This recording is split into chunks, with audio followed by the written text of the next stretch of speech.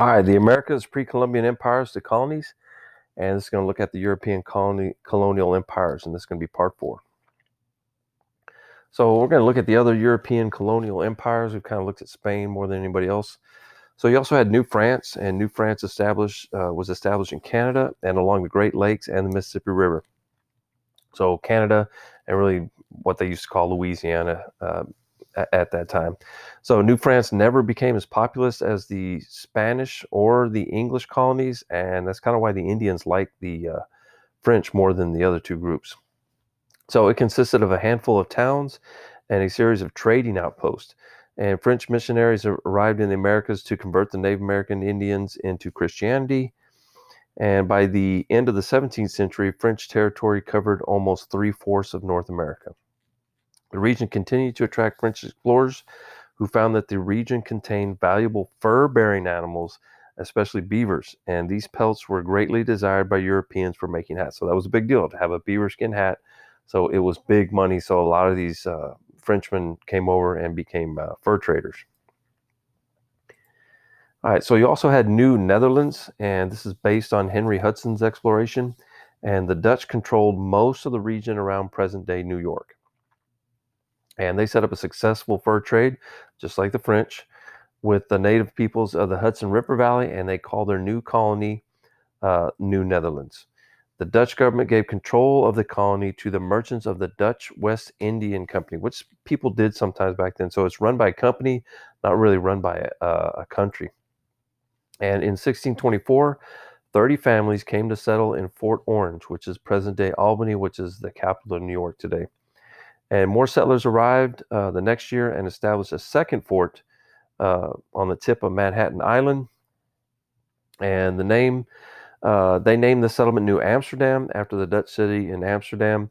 And the city of New Amsterdam, which has this great natural harbor, which means very deep water, became a leading center for trade. So this is New York, Hudson, well, not the Hudson River area, but the Manhattan Island area, what it used to look like, and then of course what it looks like today. So this is New York here. All right, the English colonies, the ones we know probably more about than the rest of them. These are the first permanent English colonies in the New World were established by a private company at Jamestown in Virginia in 1607. And the first settlers were men who came in search of gold, just like pretty much everybody else. And despite their initial challenges, the colony at Jamestown became profitable by growing tobacco for sale with a lot of help from the Indians. The second English colony was founded by a Protestant group known as the Pilgrims. They landed at Plymouth Rock, and another group of English Protestants, the Puritans, landed in nearby Massachusetts Bay in 1630. They came to practice their own religious beliefs without persecution. So they're leaving England, leaving the Church of England to pursue their own church. Eventually, the number of English colonies along the Atlantic coast of North America expanded to the 13 colonies, and that was from Georgia to Massachusetts. So here's a good picture of the Puritans and the Pilgrims landing. Here's your original 13 colonies and the Atlantic slave trade. So finding enough workers able to survive the harsh working conditions became a major problem for many of the colonies, especially in the Caribbean. So the solution to the problem, which we were in the other part, talked about in the other part, led to one of the most negative aspects of European conquest of the Americas, the rise of the slave trade. So slavery had existed in Africa long before the Europeans came into that area, with their intervention, and so African groups would capture other African groups, just like the Aztecs did, and they would use them as slaves. However, the new Atlantic slave trade expanded the institution of slavery to a scale that was unparalleled in human history.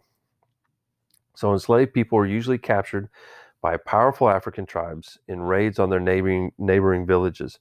The slaves were brought to the west coast of Africa, where they were imprisoned in fortified castles, and then they were traded to Europeans and American slave traders in exchange for guns and other goods. That way they could go out and capture more slaves. And this is how tightly packed they were on the ships. And here's your west coast of Africa, where most of your slaves are going to come out of. And most of them actually go to the Caribbean first. So it's estimated the Atlantic slave trade took away as many as 15 million African men and women over the next 300 years. More than 1 million of these went to the Spanish colonies. Many died during the Middle Passage. So they would pack those ships so tightly and things like that that a lot of them died, but they were bringing over so many that there was still enough. So the voyage across the Atlantic, because of the horrible conditions, uh, they died on this trip across the Atlantic because of the horrible conditions they endured on board the ships. Once they arrived in the Americas, most Africans worked long hours in the sugarcane fields of the Caribbean and in Brazil, or they went and they raised tobacco in North America. So the legacy of the transatlantic slave trade on Africa.